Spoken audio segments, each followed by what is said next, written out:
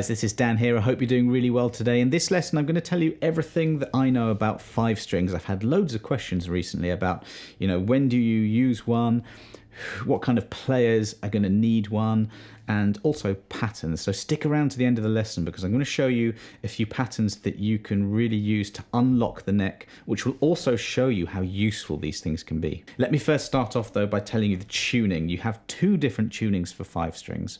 One is far more common than the other. So a four-string bass is E, A, D, G, as you know. That's fourths. They're tuned in fourths. So a lot of five strings, most of them, go below the E to a B. But players like Yannick Wisdala, Tony Gray, Matt Garrison, or the Fodera players, maybe they pioneered that, I don't know. They have the fifth string above the G, so E, A, D, G, C. And if you're into chordal playing and jazz and soloing, that's the five string for you. It's a little bit more niche, a little bit more unusual. I don't have one. I've never used one. I've never had need to use one. So I'll be talking about the B, E, A, D, G configuration. Now, loads of working bass players have a five string. Why? Because lots of different musical situations will sometimes require that. So if you're in a pit band, if you're in the theatres, a lot of times composers will write something that goes below an E. So here's your E. Fifth fret B string is an E. So you actually only have five extra low notes: an E flat, a D, C sharp and C, and your B. But lots of composers will write one of those notes. So if you're reading and you see one of those notes, you've got it there, okay? It's also really good to play different keys. Now, Leland Sklar, amazing player, he will, if he's got a gig and he's just got loads of songs and one song goes below E, instead of swapping out basses and sticking on a four string and then getting a five string or whatever for that one song, he'll just use that one bass for the whole gig and just pretty much ignore the B string otherwise. That's kind of what I do. I've played loads of sort of weddings and corporate gigs where you're doing covers. Now, in that situation, a five string can be really, really useful. Let's say you're playing Superstition.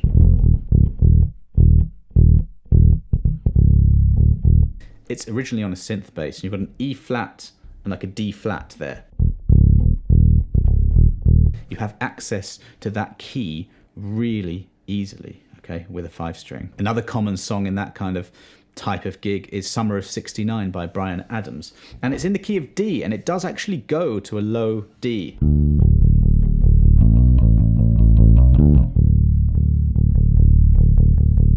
And that's the third fret of the B string. So anything that's in the key of D that needs to go low, you're just completely covered. Now, you do have drop D tuning where you can lower your E string down one tone to a D, and you can get those hip shot extenders where you can do that. The patterns all change if you use that. Plus, you can't go any further than a D unless you can actually if you set it up specifically. But they tend to just go straight down to D, or you detune to D. And then for me, if you're in the middle of a gig, that's not very convenient. It's to have to detune and then tune again. Five string, you're absolutely covered really quickly. Most working session bass players have a five string. I've just noticed that in the UK, everyone seems to have an Overwater, a really great builder in the north of England. And then in the States, a lot of players have Sadowskis and Foderas, but there are loads of amazing brands out there. This is a Stingray 5. It's very non-versatile, really. This has got these piezo pickups in the bridge, but generally you've got a volume, you've got bass, treble, mid, and I always play pretty much flat, little bump maybe on the bass, and that's it. You've got series parallel. I just usually have it in sort of one position, and yeah. I'm experimenting with Elite's ground wound strings. They're like sort of halfway between stainless and flat wounds. Got a little bit of a more mellow tone, but with strings can really change your sound. Usually I'll have stainless steel or nickel. And I tell you what, even though this isn't a very versatile sounding bass, this covers me for so many different styles of music, and I've been playing this one since 2003 on live gigs, and it's never let me down. I even used this on a Martha Reeves and the Vandellas gig a few times. It's completely the wrong bass for that style of music. We don't Motown. But again, I would just, well, what's a good one that we used to play? I don't know, but like What's Going On is not a Martha Reeves tune, but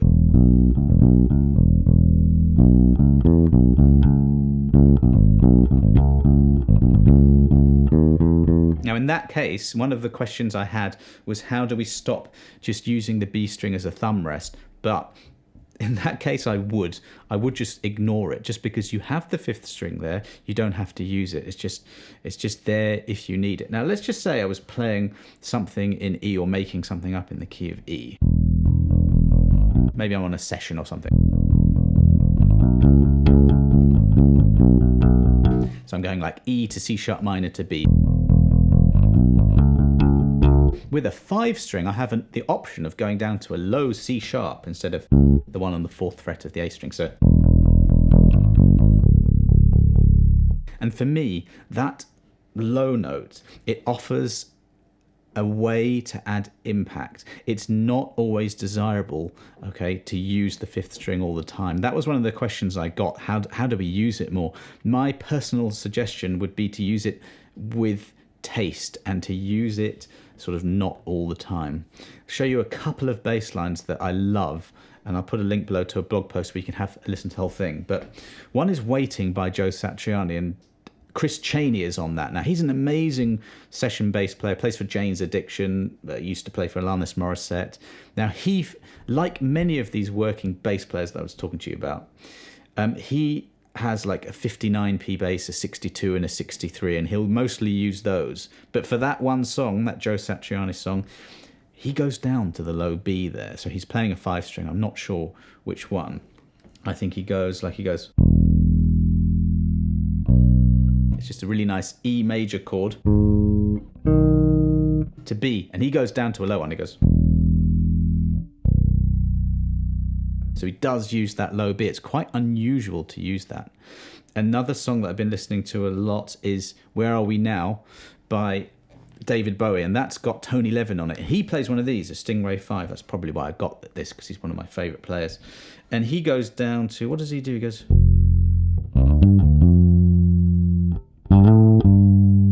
At one point he goes... He goes down to a low C and just plays that rhythm.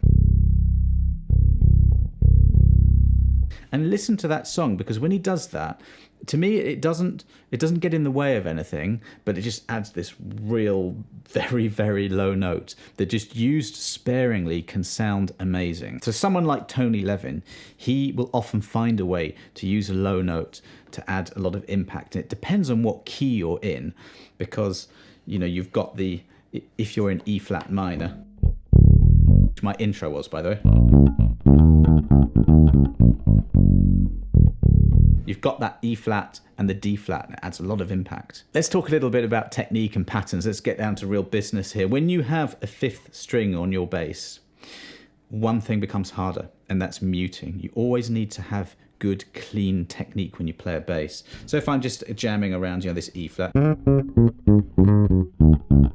Now, this is one way of muting, whether on a 4 or on a 5, is to have this kind of floating thumb technique. And I sometimes don't realize I'm doing this, but you get your thumb and you sort of push it against the strings that you're not playing. So if I'm playing the A, D, and G now, see how those strings, the B and the E, they're muted now. Another thing, if you are not using the B, you put your thumb on it and that will be muted. These longer fingers of the fretting hand, I often will touch strings that I'm not using and they will be muted. So all these different combinations of different techniques to mute. It's a slightly boring technique, muting, but essential, especially on a 5 string.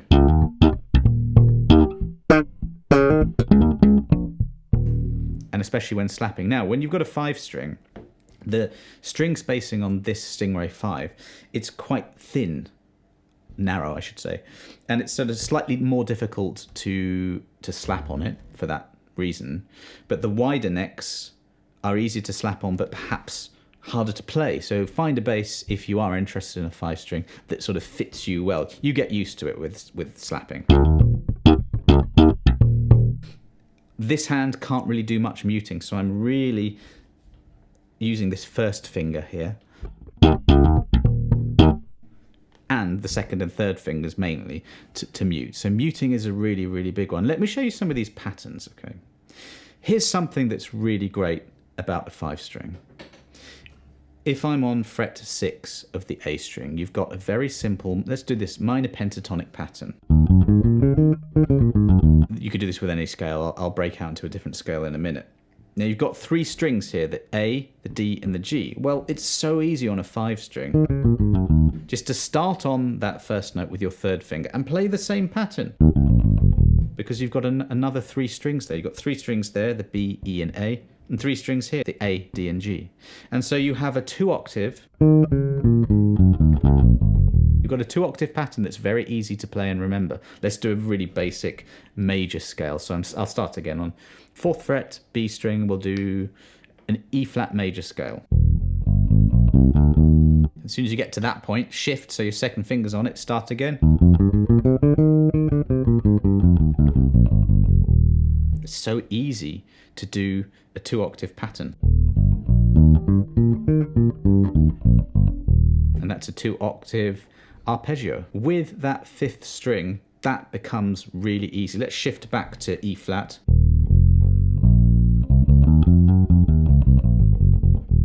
This is a Dorian mode I'm playing here. I'm kind of exploring and experimenting as I'm going here as well, but let me explain.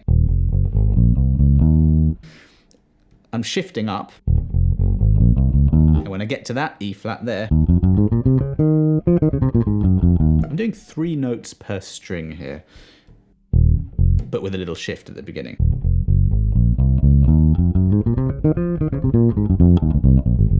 And that extra string just gives you a little bit more of a range.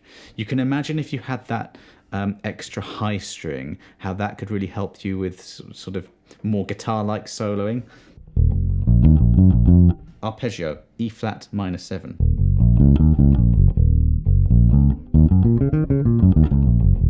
With a little shift and 1 shift only, you've got sort of this amount of bass, quite a lot of notes to play with. Something like that's also cool. So I'm back to E flat minor pentatonic. There's my root, 2 frets lower than a root note if you're doing a minor pentatonic. There's a flat 7. In my little intros, I was doing that pattern. I do that a lot. So there's an E flat here, there's an E flat here. You know, 3 E flats in a very short span. And each one of them has a flat 7, 2 frets that way. Okay, and this is the sort of principle you can use when playing the bass. 4 string, 5 string, 6 string, it'll all the same pretty much. Just, you know, they'll have different ranges. So you can play the same frets on the next string up, and then do a shift across 2 frets. So, okay. Take that pattern where you've got 2 and 3 notes. Start it again here on the A string, and then here again, and then stop.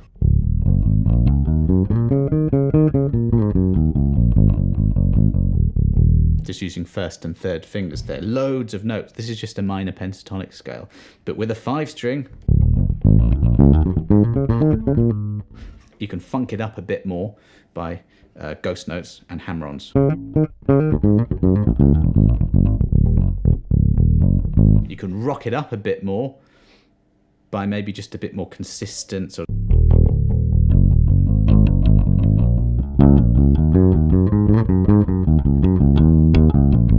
It's blues scale.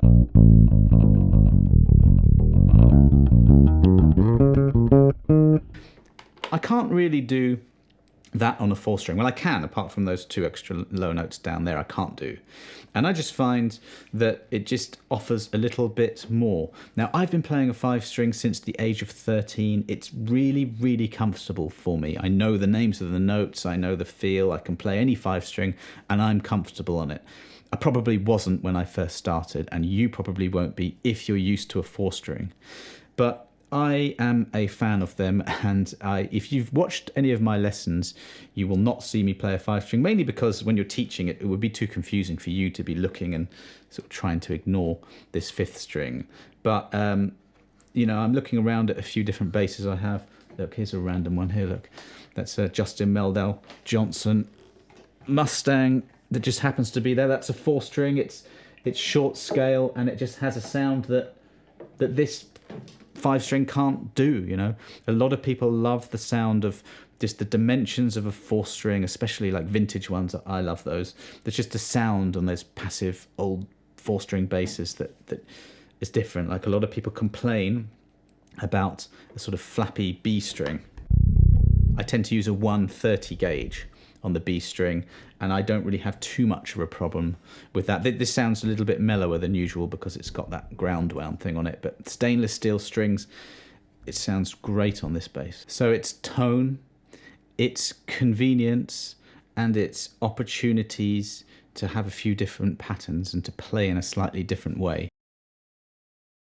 Are you one of those bass players who gets really offended at the thought of having a bass that's any more than 4 strings? If you are, comment below. What are your opinions of 5 strings? So you can tell from this video that I love them. I also love my 4 strings. I've got a 6 string. I really like that as well, although I don't use that one very much at all. They're just tools. They're tools for me.